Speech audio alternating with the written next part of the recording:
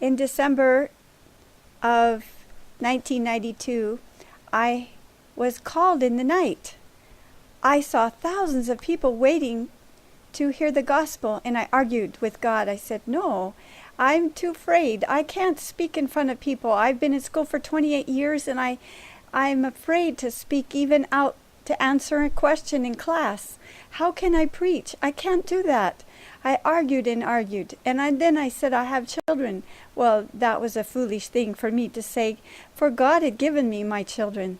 And then I said, well, I have a husband. Well, that also was a foolish thing, for God knew all those things. He had given me my husband. And I was just sure he had picked the wrong person. How could he ask a mother to go and leave her 4 little children all under the age of 7? I kept arguing, but I was arguing with the wrong person, for God had chosen me in the night. And finally, on the 3rd night, he reminded me of the story of Jonah. That did it. I knew that he was serious, that I was to be doing what he asked. In 1979, when I was at Loma Linda, he had given me a dream that he was coming in the clouds, and when he looked at me, he was very sad and there were tears in his eyes. I had been reminded at that time that I needed to pray more.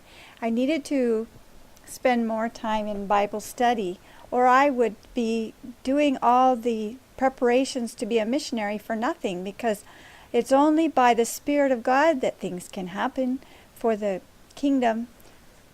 And if I didn't have him in my heart, how could anything good come out of the mission? So after the dream, I went to Siberia with Lonnie Melashenko, and 2,000 young people came, and many of them, 200 of them, wanted to be baptized. All the way up to age 19, they came. And then later, when Kyle, my 3rd son, was 8 years old, he dreamed that he saw me, like the Revelation 12:1 woman representing the church, that I was giving out Bible lessons for young people, and that thousands of people, millions of people all over the world were coming running with their hands outstretched, wanting it. And he said that the number of stars around my head increased from 12 to 45 over a long period of time. As we think about the call that he gave me in the night, I notice over the 14, 15 years that I've been doing this, that the audience has changed, and my young daughter has been doing the young people that I started out doing. Many times there are people who are, I don't know, kind of angry and jealous about my work, and they have a pout on their face and try to destroy my confidence and my faith. But I keep looking at all the things that God has done for me in the past, and my faith continues to grow, and I just continue on doing the work for the Lord. And he opens the windows of heaven and pours out the blessings. And I'm finding that you gain more blessings when you remember what he's done for you in the past. We have nothing to fear for the future except we forget what he's done for us in the past. And the dream that I had, where I saw thousands of people waiting to hear the gospel, has come to pass. There have been audiences in Siberia, and I did in Belarus and India. There were crowds the size of what I saw in the dream. Also in Mexico and Peru, Philippines,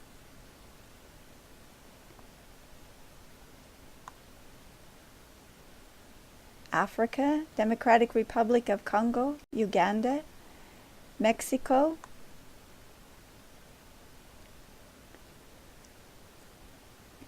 and everywhere we go, we take the sanctuary and teach the beautiful plan of salvation out of the symbols that are in the sanctuary.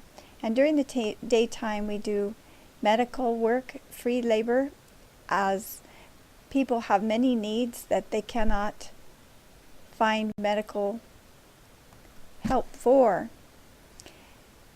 I find that when God calls, that he has a very important command that you cannot disobey. And there was a man in the Bible who was commanded to go and tell the king a message and turn around and go straight home and not stop for anything. And a man who was a prophet came out, made up a message, and told him that God had said to come to his house for dinner. This confused the man, and he went for lunch. And while he was eating lunch, he realized that he had disobeyed God's command. When God gives you a direct command, he does not change that without telling you directly.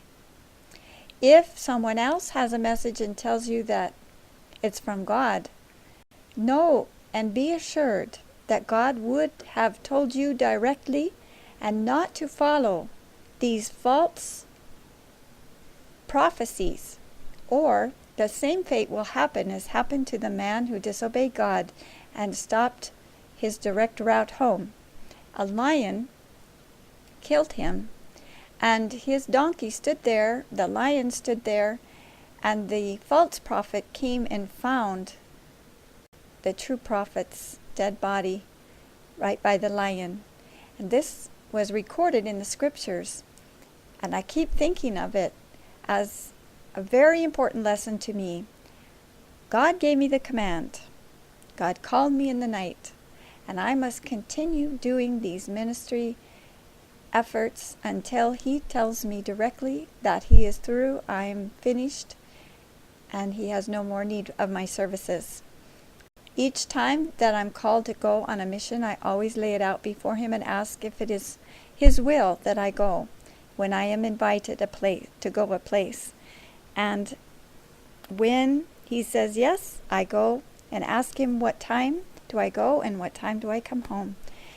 Always I lay out the plans before him, because he's the one that told me and called me in the night.